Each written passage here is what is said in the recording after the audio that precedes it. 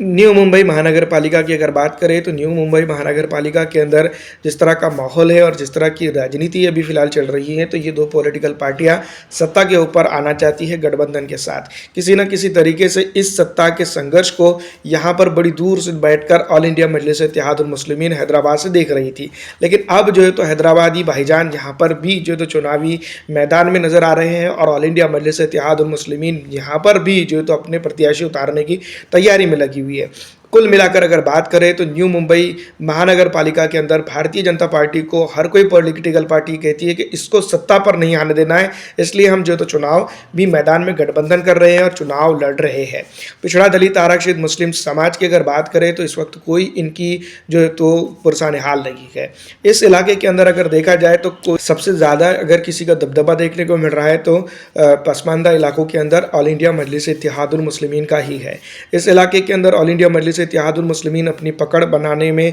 कामयाब होते हुए दिखाई दे रही है। तो वहीं अगर देखा जाए तो सबसे ज़्यादा टेंशन में एकनाथ शिंदे साहब की शिवसेना नजर, जिस तरह से हम देख रहे हैं और समझ रहे हैं तो एकनाथ शिंदे की शिवसेना के सामने उद्धव ठाकरे एंड कंपनी जो है तो जो